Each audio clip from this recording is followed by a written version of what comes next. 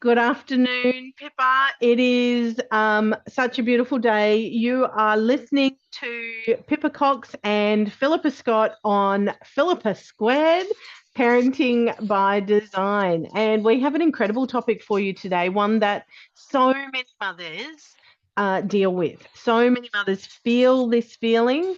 It is rife and it's something that I feel extremely passionate about because I suffered it a lot as a new mum.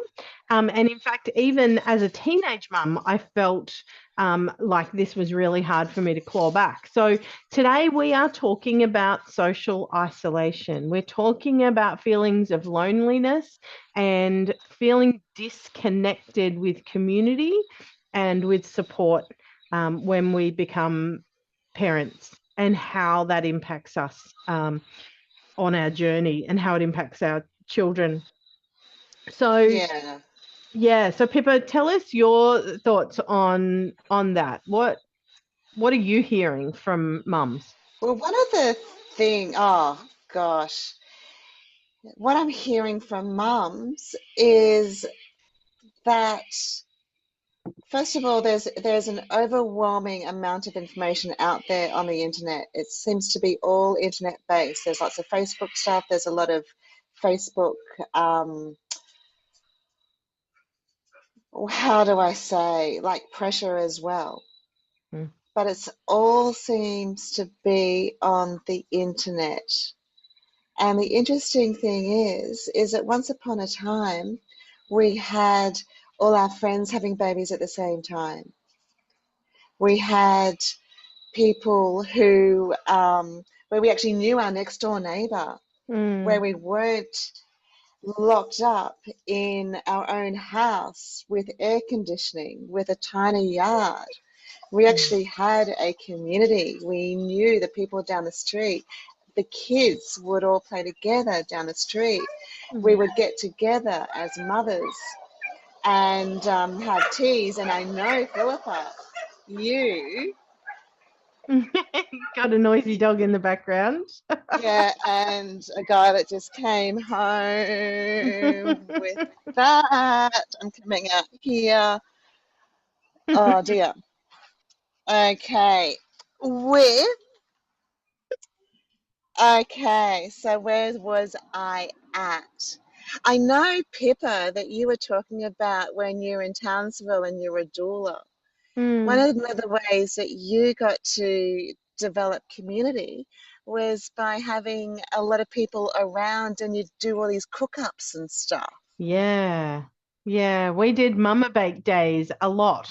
And it was interesting. I actually had a memory come up on my Facebook page about 2 weeks ago. Five mums, most of whom I supported some at some point during their pregnancy or birth or both. Um, who were all had their babies within like a week or two of each other, and all of these mums cooking together in their kitchen, and they tagged me in the picture because they learned how to do that in my kitchen, you know. And Oh, it was ripple so effect. right. It's so lovely how many of those mums have actually gone on to do that with other mums and created those habits and those traditions where they cook together and share together. It's such a beautiful thing. Um, just to because it meets a few needs, right? Because it meets the need to be together, it meets the need to do things together or to get things done.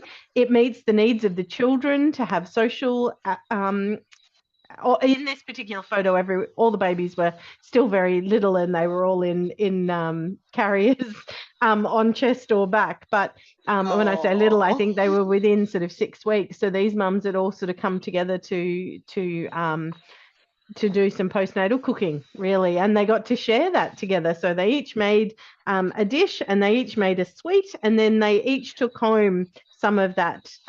So they each, I think there was five of them, so they would have gone home with 5 meals and 5 sweets to feed their families. That's nearly a week's worth, right? So, what an incredible way to spend a day with other women. Here's what's interesting about that, though, and what um, we haven't, as a culture, really acknowledged.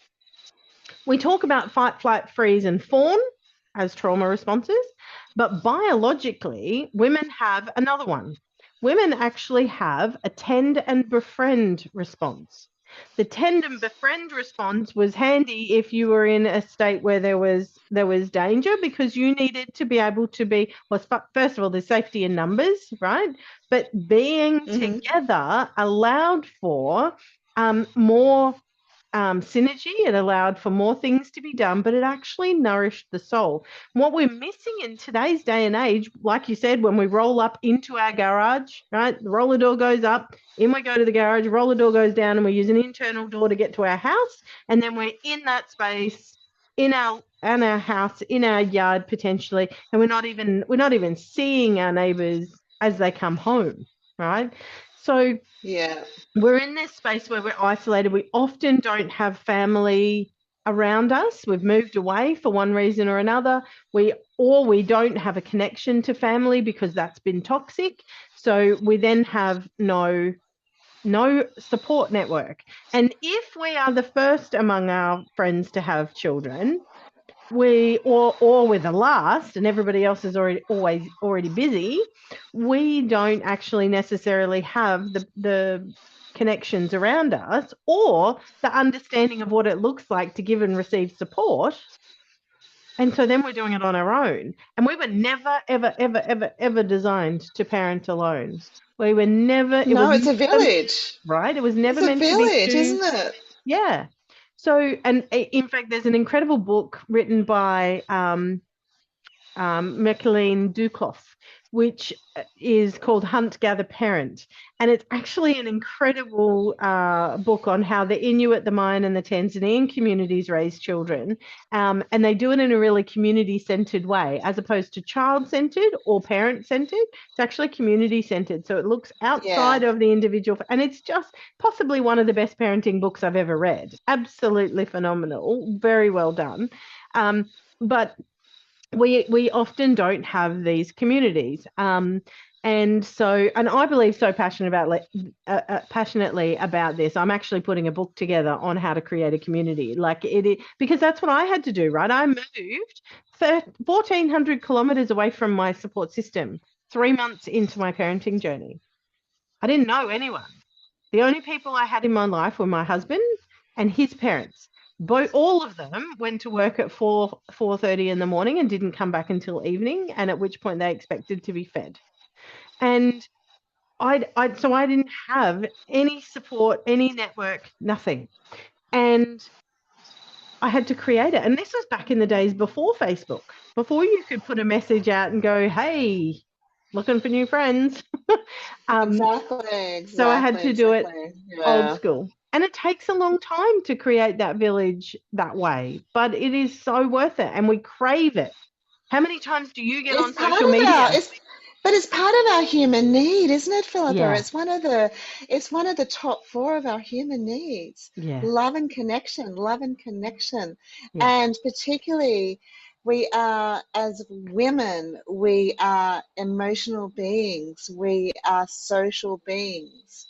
yeah, And as humanity, we're social beings, really, but particularly as women, we love to get together and share emotion. That's how we get our strength, yeah. Yes. isn't it? Yeah, absolutely. Yeah. And it's how we diffuse tension.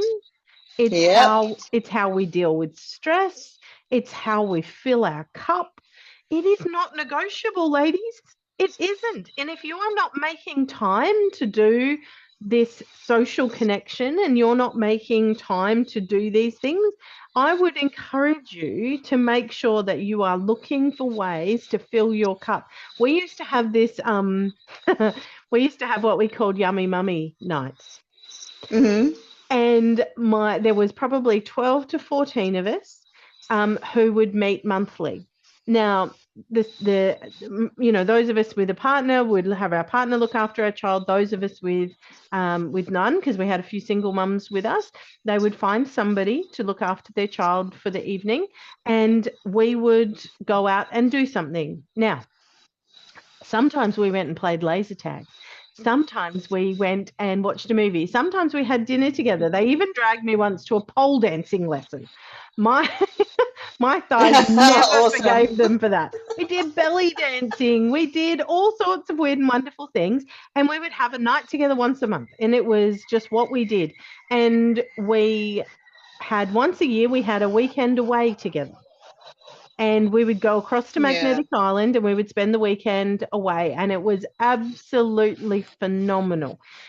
Now, that was just one of the things that we did for each other because we also turned up for each other with food. We also would help each other with childcare. So we had what was called, we had like a little babysitting club, and you had babysitting tokens, right? So it wasn't always feasible for me to look after the same person who looked after my child, right? It wasn't a tit for tat thing. What we did was because we were a small group of women, there was, less than 15 of us, and we all knew each other intimately. And so we were given tokens when we joined the Yummy Mummy group. Everybody got 8 tokens to begin with, and each token gave you an hour of babysitting. So Hmm. you would spend your token and you would ask another mum to look after your children when you had something on. All right. So you might use three tokens one night, and then you might go and look after somebody else's totally different children for a couple of hours another day. If you weren't earning tokens, you didn't have any to spend. So it was a very reciprocal arrangement, right? I love that. I love Everyone that. was earning and everyone was spending. And here's what makes a difference in that space is if there is no energy exchange, if you feel like you are if you feel like you're just giving or if you feel like you're just receiving, it doesn't feel okay to ask for that support. So when though you have something that you give, which was the token, you gave the token, you received the token. It's only a piece of laminated paper, but it made all the difference in the world for asking for the support that you needed. When you needed to And do that, you could. and that is beautiful. That is like the modern way of how to actually problem solve this social isolation, because back in the day it was just normal. We were living in villages. It was just Yeah. what we did. And in a lot of places in the world, we actually still have those systems in place. Yes. Like when I was living like in Africa and Yemen and Pakistan and all these places that I've worked at, in Aboriginal communities, like family for Indigenous communities is massive. Family is not just a nuclear family. Family is expanded, Yeah. Yeah. and it's absolutely beautiful. It Yeah, really, really is. totally. And we've lost that in Western culture. We have totally lost it, but we need it. It is not negotiable. And mums, every day I get on social media and I see another mum um, talking about how she feels completely isolated socially, talking about how she doesn't have any connections, how she feels alone in her parenting or she feels alone in her mothering. And yep, even for people who have partners. Yep, okay, you've got a partner. That's great. But you're feeling alone because you're not connected with women. And I didn't like women. I did not like being with women until after I had a child. And it was at that point that I recognized that it was not something I could do without. I needed it. And it wasn't even a conscious realization. I Yes. just created that it called in my body. It called in my body and said, you need to be with women. You need a network. Could that be because of intuition, Philippa? that was a different podcast, Pippa, but yes. But Yes. it is. It's definitely, and one of the reasons why is it's one of the differences of how women and men relate to each other, Mm, because women relate to each other emotionally, yep. And we do with men to a certain extent, particularly with our intimate partner, Mm. but it's different, Yeah. isn't it? Yeah. You have Yeah. totally different conversations, and it feels different when we're having this connection with our intimate partner, whether if they're a man, than we do with a bunch of girlfriends. Yeah. It's Yeah. a totally different vibe because I it's you emotional. It's on a totally. visceral level. Yeah, it's funny. I actually, in my very early relationship with my husband, and I met my husband when I was 20. So we've been together a very long time, nearly 27 years. And I realized very early in our relationship, because he got up really early in the morning and I'd try to talk to him at night. We'd lay down in bed and I would ask him questions and try and talk to him about things, and he'd fall asleep. He'd actually fall asleep, and then I'd be waiting for the answer because we're laying in the dark. I'd be waiting for the answer, and he wouldn't answer, and I'd move him and go, "Oi, are you going to answer me?" And he'd go, "What was the question?" So, And you go, yes, yes, yes. The answer is yes. Did he? no. But I realized two things. First of all, don't ever talk to him after lights are out because he's going to fall asleep. And secondly, I realized that I needed women in my life for that space, to fill that space in my life, to be able to talk to. And yes, I can share things with my husband. And yes, I can lean on him emotionally, but it's not the same. And it is something that when I became a mother became absolutely not negotiable, especially Yeah. when I moved away from the women who were in my life, right? So, and I only ever have a few good friends. Yeah. So yeah, the the thing about that is that we need to make sure that we're filling that cup. And so I would encourage you to find ways, be creative, find ways to overcome your So social Philippa, isolation. Yes. I would love to know from your expert opinion, because you said that you're putting a book together Mm, about um, finding community. yeah. What are your top tips in So, finding community? okay. Number one, don't wait for someone else to do it. Go out and do it. Yep. Reach out, find that person, even if it's one person who is aligned with you in that space who wants community, and make it happen. So don't wait for somebody else to do the work. It won't come to you. You got to go to it. You got to make it happen. Start So by be giving. proactive. Yes. Be proactive. Number Giving. two, give. If you want to know how powerful it is to receive, give. When you turn up at a new mum's house with a meal and you put it on her bench and you start folding a basket of washing, you understand how beautiful it is to give that kind of support. And when it's your turn, when you are in the space where you need that support, it will be returned. But what you put out into the universe will come back. So give first, right? And show other mums what it looks like to give and receive support. You're creating the culture that you're looking for. So again, you're being proactive, but you're creating the culture you're looking for. And you're also showing yourself as a leader as well. You're developing and honing in on those leadership skills that you need as a mother. Yeah, absolutely. And thirdly, maybe reach out on social media because you can do that nowadays. Reach out on social media and find out who's meeting where. And if people aren't meeting close to you, then create something. We have a beautiful group that meets in the park once a week. It's an incredible space to connect women of all ages, whether they've had children or not, and they come together and they share together and they experience what it is to be part of community, and you can create that. You don't have to wait for somebody else to do it. Yeah, totally. Love Just it. make it Love those happen. advice. Mm. Valuable. Oh, find it really ironic in this world where we have the most amount of people ever in the world that we are the loneliest that we've ever been. Yeah. Isn't that ironic?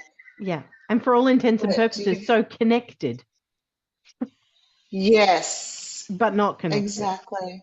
Yeah. No, yeah. I love your advice. Absolutely love your advice. Well, thank you. It does look a little different once you have teenagers. That's another whole challenge, but we might talk about that another day. Yeah, that's massive.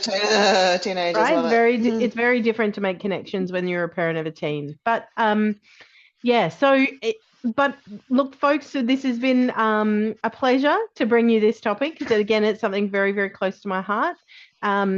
Pippa, thank you for sharing it with me and giving me your input on it. I'm really excited about what we can do in terms of helping people overcome this social isolation in the future. So thanks, everyone. Please remember to share, like, follow, download, do all the things so that more people can find this really important information. This isn't about us having a certain amount of downloads. This is about us sharing a message that is, it has the benefit or the potential of saving someone's life one day, because maternal suicide is a big problem and we're not talking about it.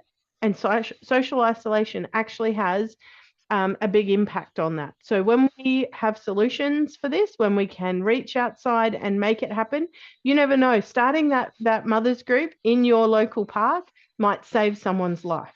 So this is important stuff. So please share this message around. We'd really love for you to do that. And we'd love for it to be easier for people to find. So, like, follow, do all the things. You know what to do. You're in a digital age. And we'll pop in the show notes how you can get in touch with Pippa Yeah, if you want to work with Pippa, or how you can get in touch with me if you want to work with me. So, thanks again, Pippa. Have a wonderful rest of your weekend. We'll talk to you soon. Bye for now. Yeah, thanks, Philippa. Bye.